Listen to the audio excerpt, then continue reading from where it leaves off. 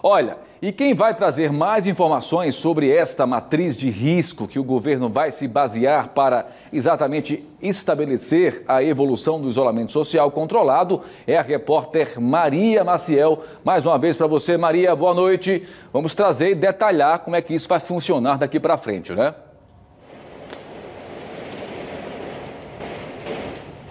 Exatamente, Tiago, porque a divulgação dessa matriz de risco, ela gerou muitas dúvidas, né? As pessoas ainda não compreenderam exatamente como é que vai funcionar. E para tirar essas dúvidas, eu converso agora com o secretário de Planejamento, que é o Fabrício Marques Santos, que vai falar um pouquinho para a gente. Boa noite, secretário.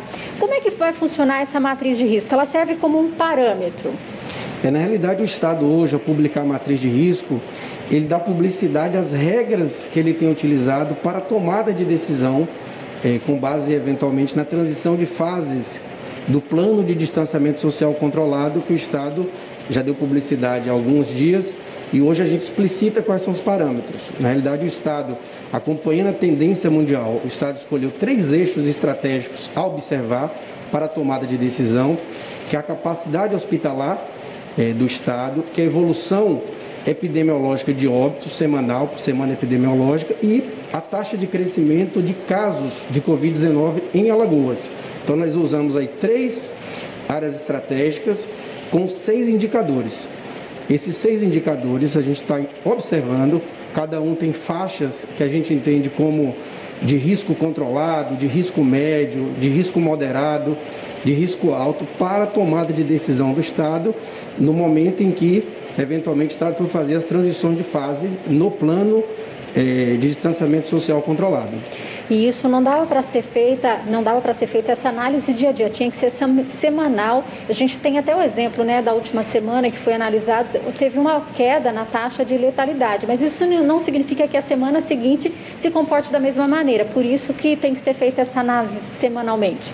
Exatamente, o que a gente observa inclusive em outros lugares do mundo, que a tendência de óbitos, de letalidade, ela não cai continuamente. A gente tem queda, pode ter um avanço da doença e ter um retorno, e não significa que a gente tem piorado, a gente tem que olhar a tendência das últimas semanas. Então, inclusive, nessa matriz, a gente sempre olha a tendência de 5 semanas.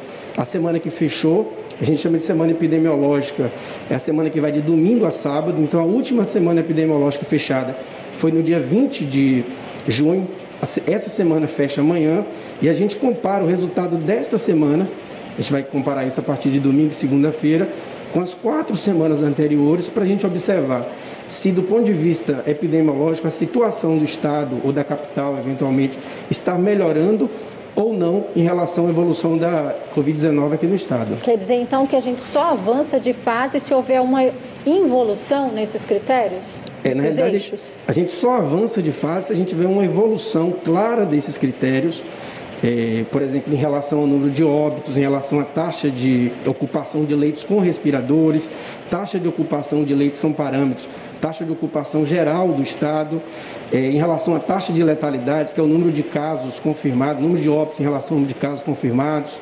A gente observa também o número de casos ativos sobre o total de casos já curados, porque a gente olha o número de casos no Estado, mas muita gente, 2/3, já passou pela doença, já foram curados. Apenas 1/3, aproximadamente 30%, que ainda está com casos ativos. Então, a gente observa esses 6 parâmetros de hospitalização, de óbitos, de taxa de letalidade e evolução da doença para a tomada de decisão. Agora, a gente pode ter um mínimo de parâmetros, por exemplo, ou tem que ser esses 6 parâmetros, eles têm que estar, vamos dizer, 100%?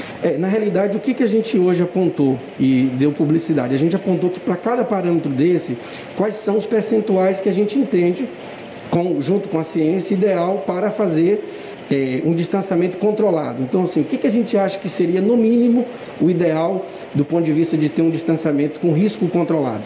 Em relação, por exemplo, à taxa de ocupação de leitos com respiradores. A gente tem que, pelo menos, reduzir abaixo de 60%, que aí a gente entende que a gente tem um risco controlado no Estado. Se tiver acima de 80%, por exemplo, a gente entende que é um alto risco para fazer abertura. Então, nesse item, a gente entende que 60% é um risco controlado, acima de 80% é risco alto, se tiver entre 70% e 80% é um risco moderado. Então, vai depender da combinação de todos esses indicadores para a tomada de decisão do Estado. Bom, e essa matriz, ela serve para o Estado como um todo ou poderá ser feita uma análise por regiões, por exemplo? Não, ela poderá sim ser feita por regiões. Por exemplo, o que a gente observa? Que no caso de Alagoas, como qualquer estado no Brasil, a evolução da doença deu primeiro na região metropolitana, principalmente na capital, e aqui não foi diferente. Você tem uma tendência muito forte e depois essa doença se espraia pelo interior. Então nós estamos, com base nesses parâmetros, uma possibilidade é fazer uma avaliação após finalizar essa semana, uma avaliação da capital, Maceió, ou da região metropolitana e do interior separadamente. Isso vai depender um pouco da evolução dessa semana, mas é sim possível a tomada de decisão aí regionalizada. Agora, o que todo mundo quer saber, a gente pode garantir que dia 1º de julho a gente vai poder avançar para a fase laranja? Vai depender muito dessa semana, né? Fechamento dessa semana. Então, assim, na semana passada, por exemplo, no último sábado, a gente teve uma redução de óbitos no estado como um todo, principalmente em Maceió.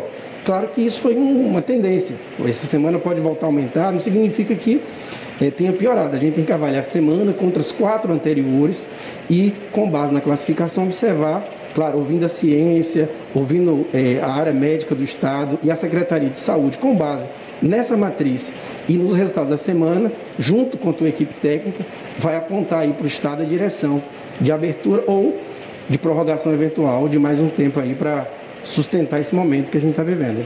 Tá certo, secretário. Muito obrigada pelas informações, pelos esclarecimentos. Então, Tiago, são explicações importantes, né, que a gente deve aguardar, então, para saber como é que vai se comportar, né, como é que vão se comportar esses dados após essa análise, é que aí sim a gente vai ter uma resposta, se vai haver essa flexibilização, né? Lembrando que a fase laranja contempla a abertura de barbearias, salões de beleza, igrejas e também comércio de rua. Voltamos com você no estúdio.